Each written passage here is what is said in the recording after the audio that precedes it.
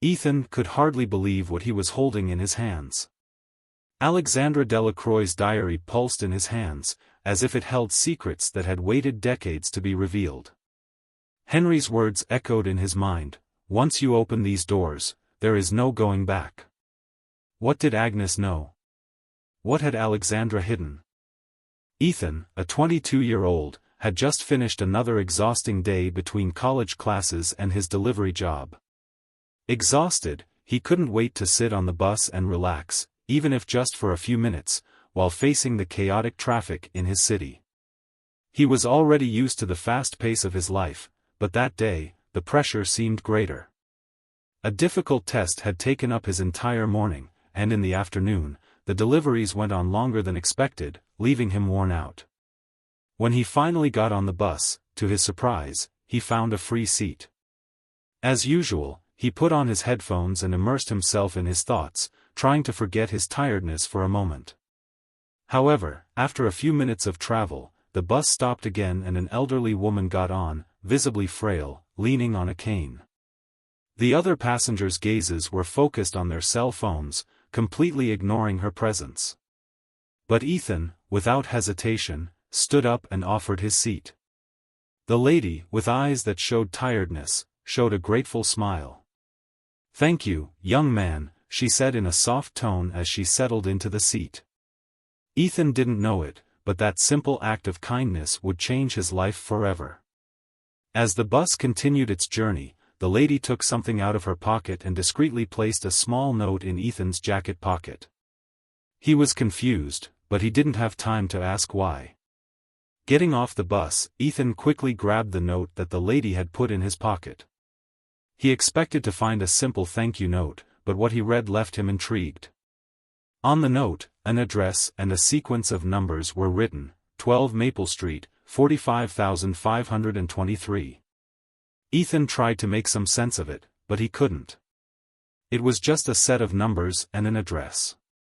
He thought, for a moment, that it could be a mistake or even a joke on the part of the elderly woman, but something in his intuition told him that it was important. He put the note back in his pocket, deciding not to think too much about it at that moment. He had had a long day and all he wanted now was to get home, take a shower and rest. However, as he walked, the address and numbers wouldn't leave his head. Who was that woman? And what did she want with him? Arriving at his modest apartment, Ethan tried to disconnect from his growing curiosity, but he couldn't. He threw himself on the couch, but tiredness wouldn't let him sleep. The address and the mysterious code seemed to echo in his mind, like a riddle waiting to be solved. Deep down, he knew he had to go to that place. Even though he didn't fully understand why, he felt that destiny was calling him. Ethan spent the week trying to focus on his daily routines, classes, work, and the tasks of everyday life. However, the note continued to occupy his mind. The address and the mysterious numbers gave him no peace. Over the next few days, he tried to convince himself that it was better to let it go, that perhaps it was nothing more than a coincidence or a mistake on the part of the elderly woman. After all, who hands someone a strange note on a bus? Even so, curiosity grew.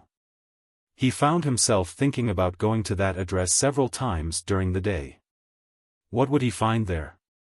It was possible that it was just a prank or something unimportant, but there was a part of him that believed otherwise.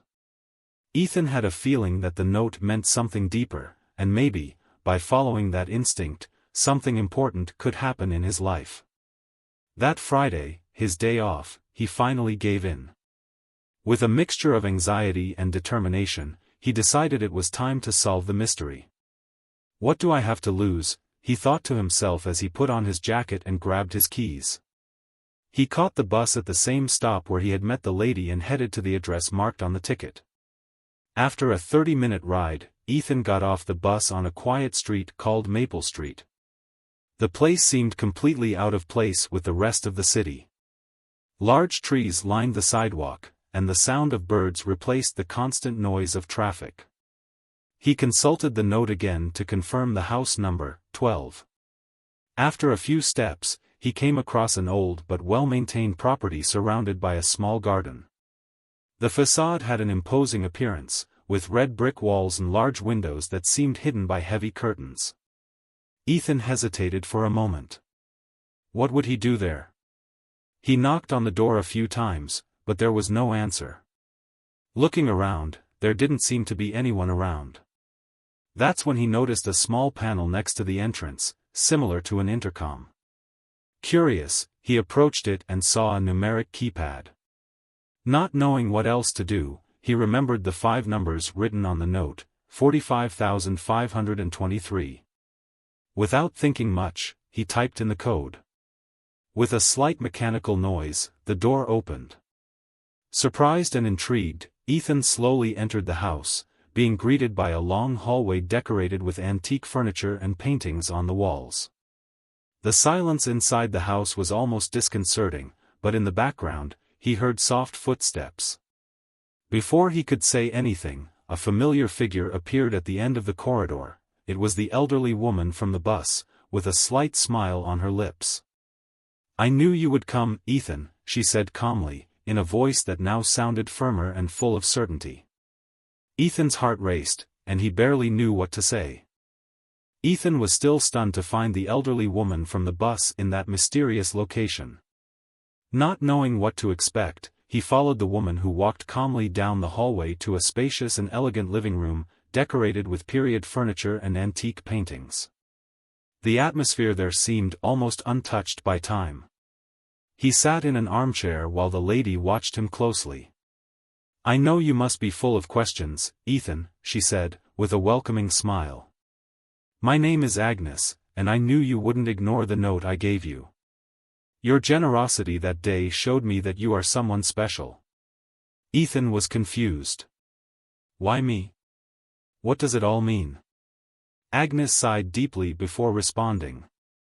"I have lived many years, more than I can count, and for a long time I have been alone. But I am not just any old and frail person, as I seem. I have accumulated many experiences, good and bad, and during my life I have built something important. However, I always knew there would be a time when I would need someone trustworthy to help me carry on. When you gave up your seat to me, I saw a genuinely good spirit in your eyes. That's rare these days." Agnes' words made Ethan feel a mixture of admiration and apprehension. He still didn't fully understand why he was there, but he felt that something bigger was coming. The lady then continued, "What I have to offer you goes beyond what you can imagine. But before anything else, I need to know if you are willing to get involved. There are responsibilities, Ethan, and what is at stake it's much bigger than you can imagine." Ethan, still processing everything, just nodded. Something inside him pushed him to accept, even without fully understanding the consequences. Agnes was pleased with Ethan's response and slowly began to explain what he would need to do. "I have a considerable fortune, something I have accumulated throughout my life. I have no heirs or close relatives. I have lived more than enough and now I want to leave this world in peace, knowing that my legacy is in the right hands." Ethan tried to hide his shock, but it was clear he wasn't expecting it. "Do you want me to inherit your fortune?" he asked in disbelief. "Yes," replied Agnes. "But this isn't just about money. The house we're in, the properties and investments I've made over the years are just part of what I'll leave you. More important than material value, I'm entrusting you with the continued work that I started. Over the years, I've created foundations and projects that help people in need. These are causes that are close to my heart, and I need someone with their heart and mind in the right place to continue that." Ethan was speechless. He didn't know whether to feel lucky or overwhelmed. "Why me?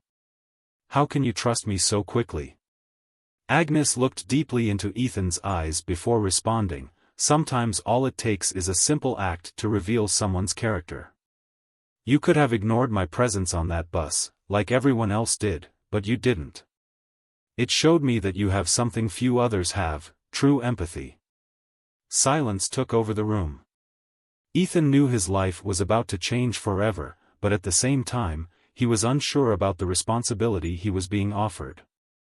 He had just met this woman, but the weight of her words seemed more real than anything else in his life so far. "I do," Ethan said, his voice shaking.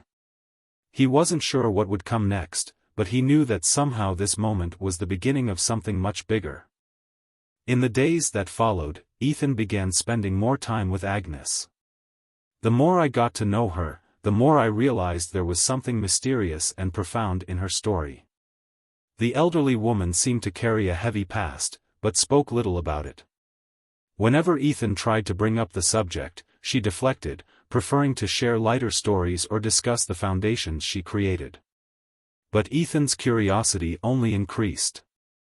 The house itself seemed to be a reflection of the secret it held, with each room adorned with antique furniture and rare objects, some of historical value, others of unknown origin. Deep down, he felt there was more than Agnes was willing to reveal. One afternoon, while Agnes was resting, Ethan decided to explore a little more of the house. While exploring, he found a locked room on the upper floor. It was the only door that hadn't been opened for him since he started coming to the house. The lock looked old, and there was no key nearby. Ethan, intrigued, made a mental note to ask Agnes about that room, but somehow he knew the answer wouldn't be straightforward. When he returned to the main room, he found Agnes awake and more excited than usual. "Today I have something to show you," she said with a twinkle in her eye. The revelation of the mystery would begin, but Ethan didn't know that this was just the beginning of something much bigger than he could imagine. Agnes took Ethan to a small library inside the house. The walls were lined with shelves full of old books, many of them dusty, as if they hadn't been touched in years. In the center of the room was a sturdy wooden table and a padded armchair. She asked him to sit down and then pulled one of the books off the shelf. With a slight click, part of the wall opened, revealing a secret compartment. Ethan watched in surprise as Agnes approached the hidden safe. "Here's the real reason I brought you here," she said, her voice heavy with seriousness. When the safe was opened, Ethan expected to see a fortune in cash or jewelry, but what he found surprised him even more. Inside the safe was a set of old documents, property contracts and, what caught his attention most, a small wooden box. Agnes carefully removed the box and placed it on the table in front of him. "This box has an ancient and valuable history for me. What's inside is priceless, but it can change your life. And I need you to be brave enough to accept it." With shaking hands, Ethan opened the box and found a set of keys. When he touched them, a strange sensation ran through his body, as if he were entering a completely new world. "These keys will open doors you never imagined, Ethan," said Agnes, "and with them, will come difficult choices that will shape your future." Ethan fell silent, realizing that what he had just accepted was not just a material inheritance, but a responsibility he had not even begun to fully understand. His fate was now intertwined with Agnes's, and the mystery of what those keys meant was yet to come. Ethan held the keys with a mix of fascination and fear. Agnes's words rang in her mind, "These keys will open doors you would never imagine." He looked at them, feeling the weight of the responsibility he now carried. There were 5 keys, all of different shapes, each with a number engraved on the base. "These keys," began Agnes, "are not for any ordinary door. They belong to places that contain pieces of a greater secret, something that has been kept for generations." Ethan, increasingly intrigued, couldn't help but ask, "But what do they open? And why me?"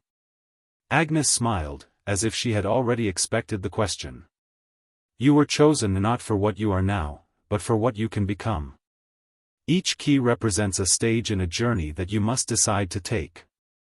Within each place, you will find something that will make you question your own beliefs and, more importantly, your own future." What Agnes said didn't make immediate sense to Ethan.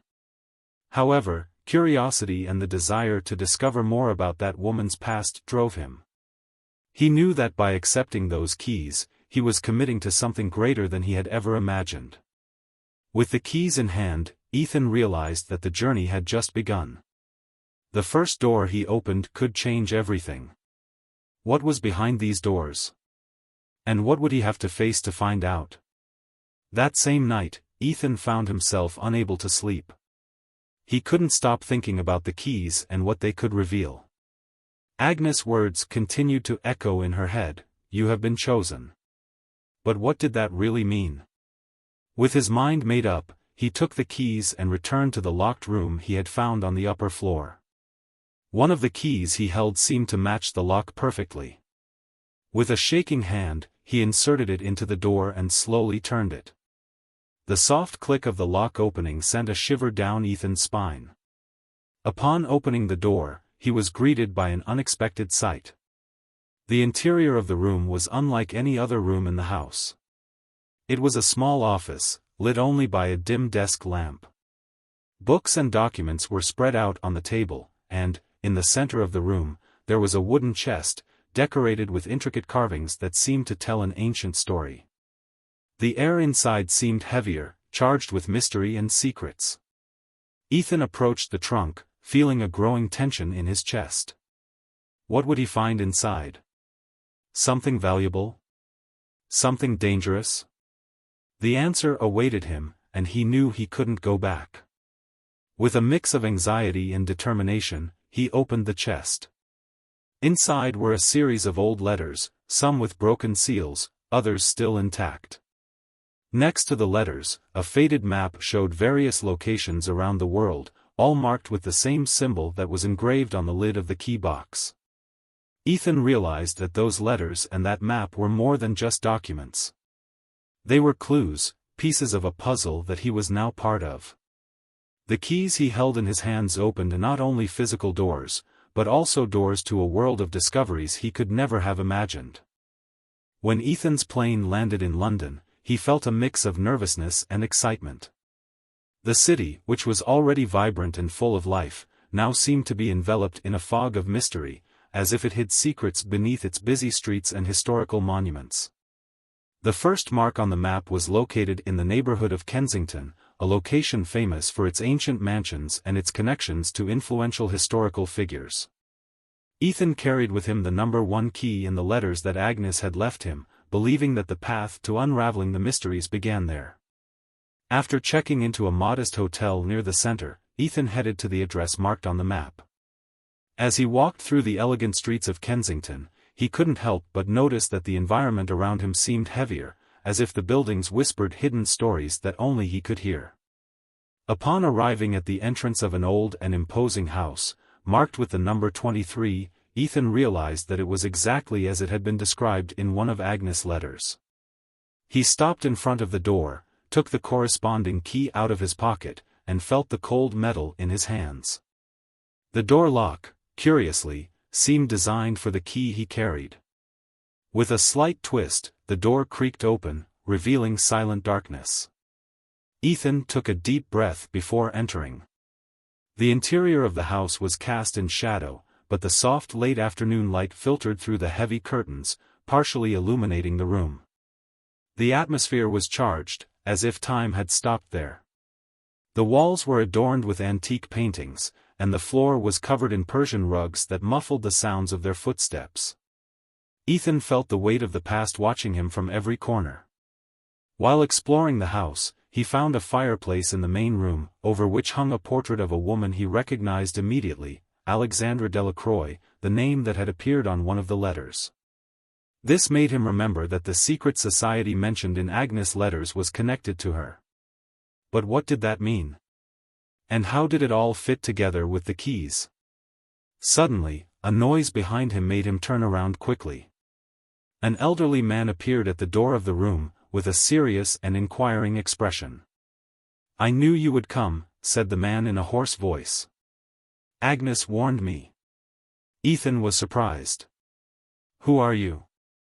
And how did you know I was coming?" "My name is Henry, and I am the last guardian of this house.